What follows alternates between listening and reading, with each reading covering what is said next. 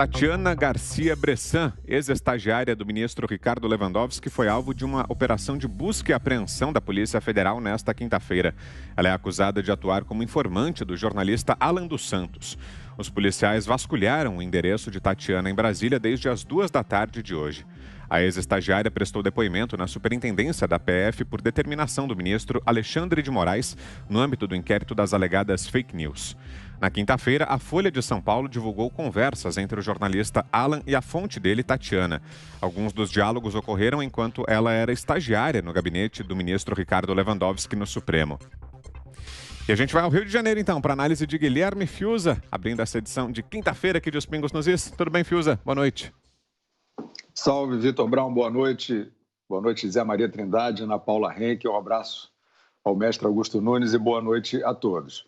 Olha, de fato, nós estamos vendo aí, mais uma vez, um avanço para-institucional, né? Um uso de aparato institucional para perseguir alguém, né? Eu acredito que dessa vez aí a patrulha do ministro Alexandre de Moraes não esteja interessada nesta jovem que está sendo aí perseguida, que está sendo coagida, né, que tem aí, portanto, o constrangimento de ser colocada publicamente como uma investigada a partir de uma premissa falsa.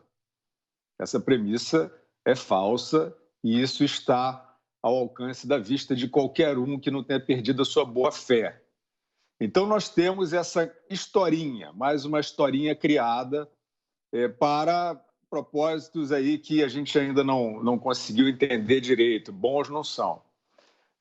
Essa historinha é a seguinte, se resolveu agora com a cumplicidade da Folha de São Paulo, um veículo importante da imprensa brasileira, de história relevante, serviços prestados aí ao jornalismo e à democracia, com a cumplicidade da Folha, se fez, então, esse transformismo, né, no conceito de fonte jornalística, onde pode se enquadrar qualquer pessoa, instituição, né, que contenha informações que sejam relevantes para o público, trazidas, acessadas, né, eventualmente por jornalistas, é a transformação da fonte em informante, né? Isso aí, Vitor, é uma cambalhota linguística, apenas isso. Quais são os indícios de que essa pessoa que teve uma conversa com o jornalista Alan dos Santos, quais são os indícios de que ela seja uma informante no sentido de alguém que esteja atuando numa cadeia aí de acontecimentos suspeita, né? Digna de diligências? Onde é que está isso, Folha de São Paulo? Onde é que está isso, ministro Alexandre de Moraes? Não está em lugar nenhum. Então, se não houver nenhum esclarecimento urgente sobre isso, nós estamos diante de uma situação de perseguição. E aí a gente olha em volta, como sempre, e quer ver quem é que está compactuando com esta perseguição a uma pessoa, a uma jovem, em nome de um suposto combate. Vocês estão aí pendurados nessa licença poética macabra de depuração. Olha, essa ideia de depuração e purificação, ela esteve muito em voga na Alemanha dos anos 30, né? E não acabou bem. Agora, eu fico curioso, Vitor, para concluir, como é que há o interesse na estagiária do Lewandowski e o Lewandowski. Vocês não querem interrogar o Lewandowski sobre decisões como, por exemplo, impedir uma diretriz do Ministério da Saúde sobre vacinação de adolescentes e dar aos entes da federação, governadores e prefeitos, autonomia para descumprir uma diretriz do Ministério da Saúde sobre imunização? Vocês não gostariam de ouvir o Lewandowski sobre uma conduta desse tipo, bastante duvidosa? Não, vocês querem fazer um teatro de perseguição. Nós precisamos, Vitor, de algum esclarecimento por parte dessas instituições sob pena de realmente considerarmos que estão agindo de má fé. E você, Ana Paula Henkel, como vem acompanhando, Ana, esses desdobramentos desse caso que começou ontem? Hoje tivemos então esse depoimento da ex-estagiária do ministro, depoimento a mando do ministro Alexandre de Moraes. Boa tarde para você aí em Los Angeles, Ana. Boa noite para vocês aí no Brasil, Vitor, Zé, Fiuza, um abraço ao nosso mestre Augusto Nunes e boa noite à nossa audiência maravilhosa. Vitor, é muito óbvio, né, que isso é um caso de perseguição a um jornalista. Não adianta querer colocar ali o crachá de blogueiro, bolsonarista, porque até hoje eu não vi absolutamente nenhum lugar da mídia algo escrito jornalista, petista, jornalista, blogueiro, psolista, nada disso. No entanto, nós sabemos muito bem quais são os veículos aí militantes, né, que passam o dia inteiro militando não apenas contra esse atual governo, mas também a favor do partido mais corrupto da nossa história, o PT, e seus partidos satélites aí, né, como o PSOL, por exemplo. Aqui, Vitor, a gente vai repetir as coisas até em exaustão, ad eternum, se assim for necessário. Ontem eu disse aqui, muita gente, inclusive nas redes sociais, pediu que eu repetisse a matéria do dia 7 de agosto de 2019 em relação àquele caso nada controverso, né, das mensagens hackeadas da Vaza Jato, mensagens adquiridas, hackeadas de maneira ilícita, muitas mensagens aí dos integrantes da Operação Lava Jato que não foram autenticadas por seus autores, né, que não foram confirmadas, né, mensagens que não passaram pela perícia, mas que foram usadas aí como mais uma vertente política para libertar o bandido favorito, predileto do STF. E em relação a essas mensagens do jornalista Glenn Greenwald, o ministro Gilmar Mendes deu uma cautelar, né, na época, que proibiu que autoridades públicas investigassem exatamente ou que tomassem qualquer medida que visasse responsabilizar o jornalista por publicar informações, e disse que isso era diante da proteção do sigilo constitucional da fonte jornalística. Aí o que o pessoal está me pedindo é exatamente as aspas do ministro Gilmar Mendes na época. Então, aqui foi o que ele disse.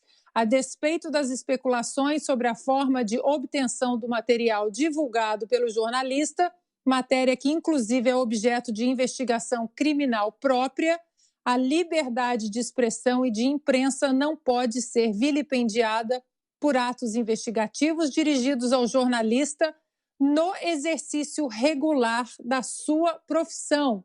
E aí, em 2018, também a ministra Carmen Lúcia, que era presidente do Supremo Tribunal Federal, ela aí numa palestra falando sobre liberdade de expressão nos meios de comunicação, ela disse que sem imprensa livre, a justiça não funciona bem, o Estado não funciona bem. Mas parece que essa imprensa livre é só para um lado, é só para os protegidos do partido mais corrupto da nossa história, é só para aqueles que se postam aí, se colocam como jornalistas, mas que na verdade são militantes. E aí, quando é para o outro lado, né? Porque eu acho também, Vitor, que a imprensa brasileira deveria seguir o que a imprensa americana tem, que é o seguinte: a imprensa americana não se posta e não se coloca de a imprensa isenta. Muitos veículos tentam, mas eles são muito bem demarcados, né? Esses veículos são mais alinhados com o Partido Democrata, mais centro-esquerda, esses veículos são mais alinhados com o Partido Republicano, mais centro-direita, e deixa a liberdade e a responsabilidade para o cidadão escolher. No entanto, a nossa imprensa no Brasil ainda não tem isso. Muitos veículos se colocam aí como isentos, e aí para tentar denegrir a imagem de outros jornalistas que não são alinhados com essa imprensa agora militante. Eles colocam nomes pejorativos de blogueiro isso, blogueiro aquilo, né? O próprio jornalista Oswaldo Eustáquio aí preso, jornalista mesmo, formado, virou blogueiro também, porque não compactua com essa linha aí de torcida que a outra imprensa do quanto pior, melhor entrou desde 2018. Então, Vitor, está muito claro para as pessoas, né? A ex-estagiária aí de Lewandowski depõe a Polícia Federal, mas o Fiuza deixa uma pergunta bem pertinente. E as perguntas, tantas perguntas que nós temos, as canetadas nada republicanas desses ministros aí. O que corre nos corredores do STF? Quando, né, que o STF será colocado aí sob a plataforma correta da nossa Constituição, que isso é devido ao Senado. O Senado tem que colocar essa ferramenta de freio e contrapeso,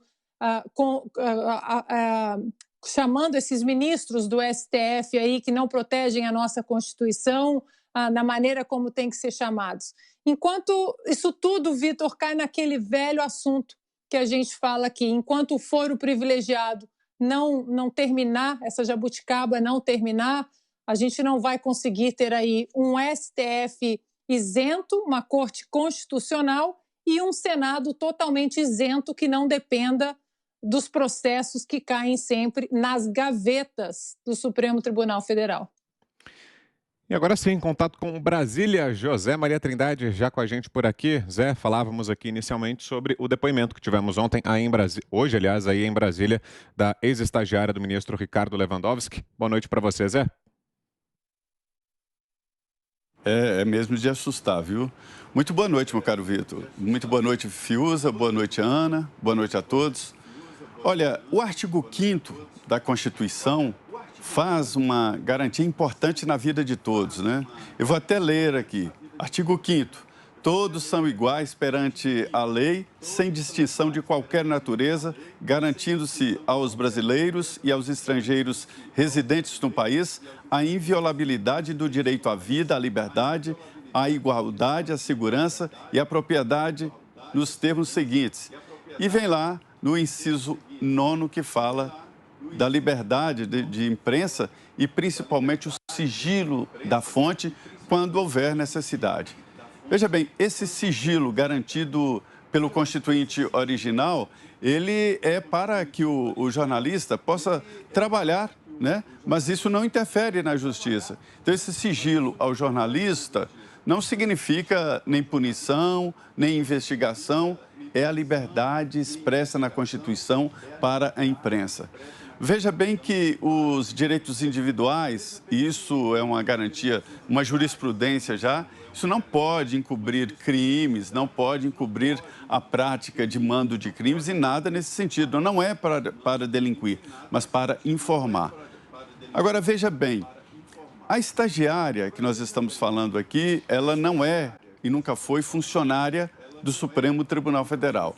O gabinete do ministro Ricardo Lewandowski diz até que ela era uma mequetrefe. Isso ficou muito bem formado ali no julgamento do mensalão, que funcionário mequetrefe é aquele que, se faltar, coloca outro no lugar e pronto. O próprio gabinete do ministro Ricardo Lewandowski diz que ela não tinha acesso a julgamentos ou detalhes de julgamentos. É verdade, os estagiários ficam um pouco distantes disso. Ela não pode ser chamada de informante. Essa história de informante, X9, dedo duro, é coisa da polícia. Imprensa não é polícia, não pune, não abre processo, mas apenas informa e se responsabiliza por aquilo que está sendo informado. O que me assusta nisso aí é a operação que foi autorizada pelo ministro Alexandre e, mais ainda, que os veículos de comunicação não pulem, não gritem e nem protestem contra o que eu considero um ato agressivo contra a imprensa. Isso é canibalismo dos jornais que estão batendo palmas para isso, porque amanhã poderá ser contra eles. Não adianta dizer que é um blogueiro bolsonarista, ou seja, alguma coisa como nada na fila do pão. Não adianta dizer. É um jornalista que trabalha, que é dono de uma empresa de comunicação, e você pode não gostar, pode não respeitar, mas é assim.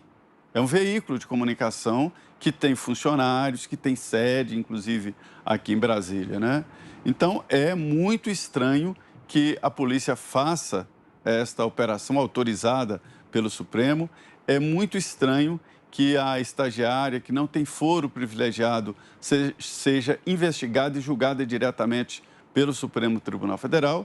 É muito estranho que os direitos individuais não sejam respeitados, que é o direito à imprensa livre. É verdade, não é chavão dizer que a imprensa livre é garantia de tudo, não. É por onde começa qualquer processo ditatorial, é pela exclusão dos direitos de liberdade de imprensa, e aí vem os outros, como o próprio controle do judiciário. Nesse caso, quem está no controle é o judiciário.